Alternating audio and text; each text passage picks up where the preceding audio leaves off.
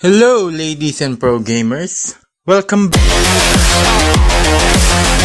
back to another GrimQuest gameplay video. In this video, I'm gonna be teaching you pro gamers how to become an even proer gamer in the world of GrimQuest. For this video, we are going to be continuing the adventures of our character Zakma D. Hick. Now, if you haven't watched the first video, I highly recommend you do so you can see how the legendary Mr. Hick came into being. But if you're feeling lazy or don't have the time to watch it, here's a little recap from the last video. So, Mr. Hick was born without a mother and a father.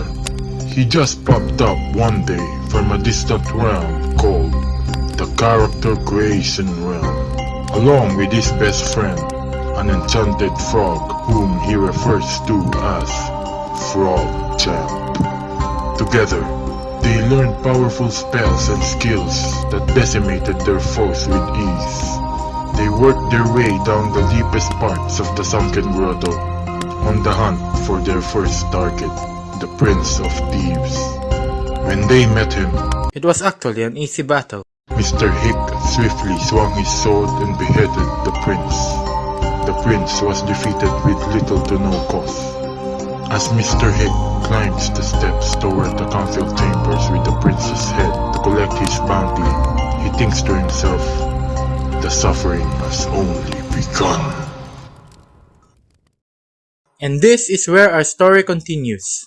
We just defeated the Prince of Thieves, we're done with the early game, we've officially entered the mid-game, more content has been unlocked, yada yada yada, but most important, boy, we stacked! Now that we have defeated the Prince of Thieves, we have unlocked a new dungeon, which is the Glacial Pass over here, along with a new monument, the Altar of Oblivion. This monument gives us the ability to forget or unlearn a spell or skill for a sum of gold. If you don't like the spell or skill you chose, you can forget or reset them here. This monument is critically useless to us because we won't be making any mistakes choosing our spells and skills. Now that we have unlocked Glacial Pass, we now have two options. Either we continue exploring the sunken grotto to hunt down the Baron of Bones, or we go explore the Glacial Pass to face the Orc Chieftain. This is where most new players make a major mistake. New players tend to finish one dungeon first before moving on to the next. So what new players end up doing is they'll try to finish everything in the sunken grotto first before moving on to Glacial Pass. But what they don't know is that the Baron of Bones and his mobs or minions are much harder and stronger than those in the Glacial Pass. So new players usually end up biting more than they can chew. So what is the best dungeon progression sequence? My preferred way of dungeon progression is, after the Prince of Thieves, go to the Glacial Pass for Orc Chieftain. Then, go back to the Sunken Grotto for Baron of Bones. After that, go to the Withering Woods for the Muata Chosen. Then, back to the Glacial Pass for the Ancient Troll. Then finally, back to Withering Woods for the Shadow Dragon. So now, we're going in Glacial Pass, on the hunt for the Orc Chieftain. But before we continue on, I'd like to take this chance to talk to you pro gamers about the viable spells and skills that we are going to take in our journey through the mid-game. Because if I talk about them one by one each time we unlock a skill and spell slot, we're gonna be here for an eternity.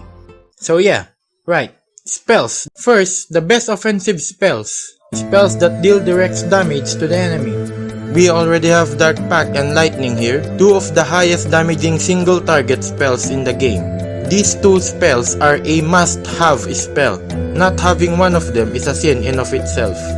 Fireball is an AoE spell, meaning it deals splash damage. It's the highest AoE spell with the highest average damage in the game, so we're definitely going to get this at one point in the game. Immolation is a single target spell that deals decent damage, and at the same time applies a debuff on the target enemy. The debuff makes your other spells deal more damage when casted on the affected enemy. Very effective against bosses and tough enemies. Another must-have spell. Glacial Spear is another AoE spell, but only damages two enemies next to each other, and it stuns the primary target for one turn. We're definitely going to get this one later. Arcane Blast. Soul Rend is a single target spell that deals debuffs on the enemy. It's very similar to Immolation, only difference is that it deals lesser direct damage. Nonetheless, it has great synergy with Immolation, very powerful combination when both are used on the same enemy. Vortex and Eclipse Rite. Heh. Soul Steal is another single target spell where it heals you based on the damage dealt in using it. It synergizes well with spells that make enemies more vulnerable to spell damage. Twisting Vines is an AoE spell that has a chance to stun enemies. It has low damage and I do not recommend taking this spell early on in the game. It's better used later in the game where you can level it up to have a decent stun chance. Sunburst is another AoE spell that deals a debuff to all affected enemies. This spell synergizes well with other spells since its debuff lowers enemy spell damage, but it is best taken later on in the game. Now on to buff spells. Ice Shell is a buff that increases your maximum HP. Additionally, it reflects damage to enemies that attack you. Since this spell increases your max HP, it heals you, in a way. This spell is best taken in the later stages of the game. Arcane Binding is a good buff spell that increases your melee damage significantly. Very useful against bosses and strong enemies, but since we'll be relying mostly on spells to deal damage and not our swords, this spell is worthless to us. Slow Time is a great buff spell, but it's best taken in the later stages of the game. It significantly increases our chances to evade attacks, but it's nearly useless if you have garbage-based evasion, which is what we currently have. Reaper's Scythe is an amazing buff spell. It's useless in the early game, somewhat useful in the mid game, and it does wonders in the late game to end game stages. A very powerful buff when it comes to difficult fights, a must-have buff spell. Regrowth. Absorb Pain is a good buff spell. It's best taken and used in the early game. This spell falls in usability the higher your evasion becomes. It becomes almost worthless in the late game where your evasion is high, and it usually gets replaced by better spells in the late game. Nature's Embrace, the best recovery spell there is in the game. Additionally, it has a chance to increase your sanity when casted. Not recommended to take in the early game, decent in the mid game, but it shines the brightest at the late game. Aspect of the Beast, the best buff spell in the game, a lifesaver in most situations, although it's not recommended to be used on normal fights since it costs sanity to cast. It's best used in boss fights or on mini-bosses. It will significantly boost your stats in battle. Now the debuff spells. We already have Confusion here, probably the best debuff spell as it stuns the target enemy for 2 turns. It's generally the 3rd or the 4th spell Grim Quest veterans take in their playthrough. It's definitely a must-have spell. If you're a Grim Quest veteran and you don't have this spell, then you just failed in life. Contagion is an amazing spell that deals damage over time. DOT spells ignore armor and spell resist. It's an amazing way to deal constant damage per turn to strong, armored, and spell resistant enemies and bosses. Corpse Explosion is another amazing DOT spell. Additionally, it deals a decent direct damage to all enemies. It synergizes well and stacks with Contagion and other DOT spells. Only downside is that it needs a corpse on the battlefield for it to take effect, requiring you to kill one enemy first before casting. Abyssal Gaze is a powerful debuff spell for physical damage users, best taken in the mid-game. This is useless to us since most of our sources for dealing damage is by spells, so we won't be taking this anytime soon. Seed of Oblivion is the best DOT spell there is in the game. It synergizes well and stacks with other DOT spells. It can deal at most 10 damage per turn, which is insane. Additionally, it disables an affected enemy from using its ability. We are surely gonna be taking this later. Our character build right now is a melee magic hybrid. Once we level up and get enough spells, we won't need to do any more melee attacks. We can just keep cycling through our spells and keep on casting them. And with this, we'll become a fully fledged mage build. And that's what we're trying to make. Now let's move on to skills. Since we're trying to build a mage character, it's only natural that you'd think we'll take every skill under the academic aptitudes tree.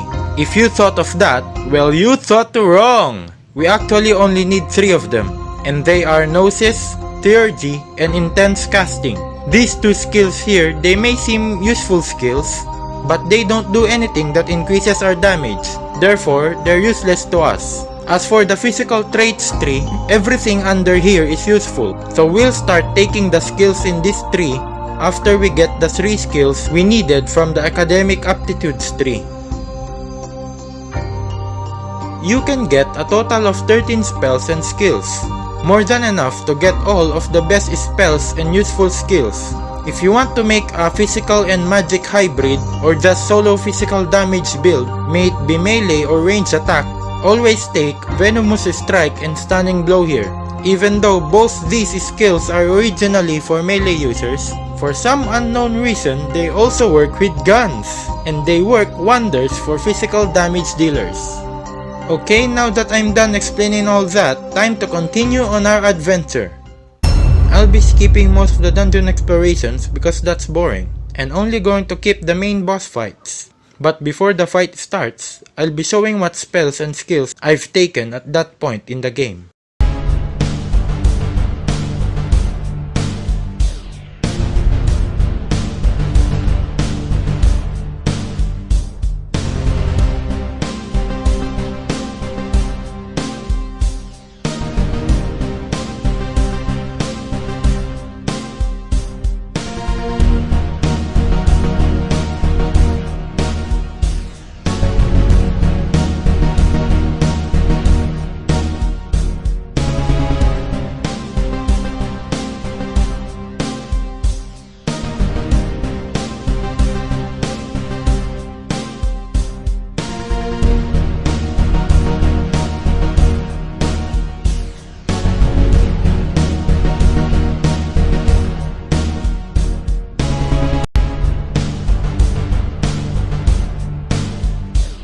Good! We have now defeated the Orc Chieftain. Okay, that's great and all, but how do you farm in the game? There are a lot of ways you can farm gold and experience in the game. The most common way to farm for new players is ambush and manifestation farming. Well, it makes sense, right? With enough recovery spells, combined with the escape slave background, you can endlessly go back and forth in the dungeon, triggering ambushes and manifestations to farm, all the while having the spells to recover lost HP in each fight. Well, surprise, surprise, ladies and pro gamers. This way is the absolute worst way to farm gold and XP. Sure, it does work, but it's highly inefficient and wastes a lot of time compared to the second way of farming, which is the dungeon retreat farming. Just as the name suggests, you full clear an entire dungeon, but instead of returning to Ashbourne via the dungeon exit, you use the dungeon entrance. You see, when you use the dungeon exit to return to Ashbourne, that classifies as a dungeon cleared, and the game progresses you towards the higher levels. Now when using the dungeon entrance to return to Ashbourne, that classifies as a dungeon retreat, meaning you'll return to Ashbourne, a day will pass by, but the dungeon level stays the same. Yes, you can run the same dungeon level over again. Now ladies and pro gamers, you should know where this is going. Basically, this way of farming is explore and clear dungeon, then use dungeon entrance to return to Ashbourne, and then repeat. Sure, using the dungeon entrance costs you gold, but you'll always turn a profit considering the loot you'll get from full clearing the dungeon. Farming ambushes and manifestations isn't great. Those fights yield little to no reward and won't give any loot items. You're better off using the dungeon entrance and redoing the entire dungeon run over again. You'll get more loot that way. Now, for the best way to farm, boss farming. But chicken, you can only fight main bosses once, right? Not entirely true. You can fight the bosses again if you retreat through the dungeon entrance. Yes, this way of farming is similar to dungeon retreat farming. Only difference is you do it on a boss floor.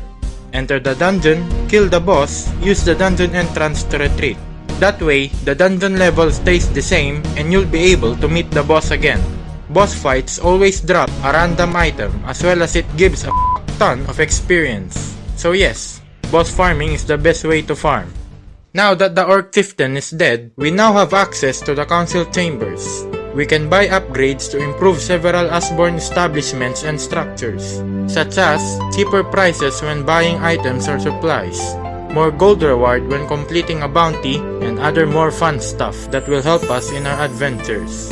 Everything here is very useful, so the only question is, what do we take first? I recommend taking any upgrade that has something to do with gold before taking the other upgrades. Take everything under the commerce and industry except foundry, preferably the trade network first, then followed by the bounty hunters guild. We don't have enough money as well as we haven't met the level requirement to buy upgrades, but when we do, we'll take trade network here as our first council upgrade.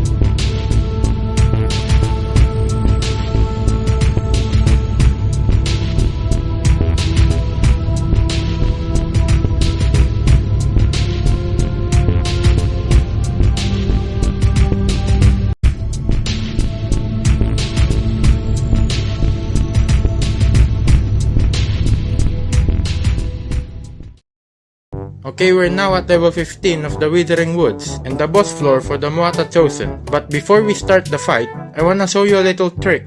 So basically, we have the secret ability to teleport inside the dungeon. The game just keeps quiet and doesn't tell you shit about it. So if you ever end up in a retarded position like this, that somehow my retarded self managed to pull off, you can just do this. Ooh, what happened there? Something went wrong? Aha, no! That's me breaking the very fabric of time and space in order to teleport from one side of the dungeon to the other side. Basically, if you want to go from the left side of the dungeon to the right side, go one step up. If you want to go from the right side to the left side, go one step down. That's it. Unfortunately, this power has its limits. We can go from left to right and vice versa, but we can't go from bottom to top and vice versa. If you think this is a bug, well, surprise, it's not. It's a feature. A very broken feature. Things like this doesn't need an explanation, because, in the wise words of Todd Howard, it just works. And that's all you need to know.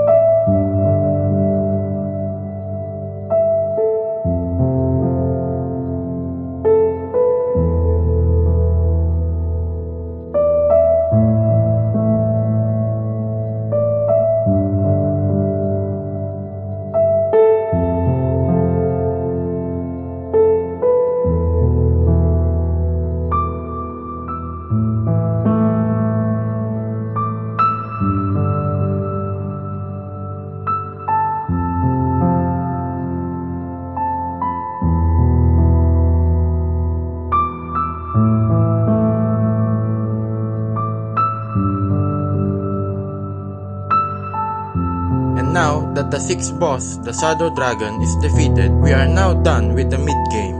And this marks the end of this video. And hopefully, it helped you in your journey through the mid-game. If you made it through, then you shouldn't have any more problems in the late game and in the end game stages. Of course, if you have any questions, you can ask away in the comment section below, or you can join the GrimQuest community Discord server, where you can discuss tactics and strategies, show off your character builds, as well as feel alone and unwanted. Why are we still here? Just to suffer? Every night, I can feel my leg, and my arm, even my fingers. Again, I thank you for watching the video and see you guys in the next one.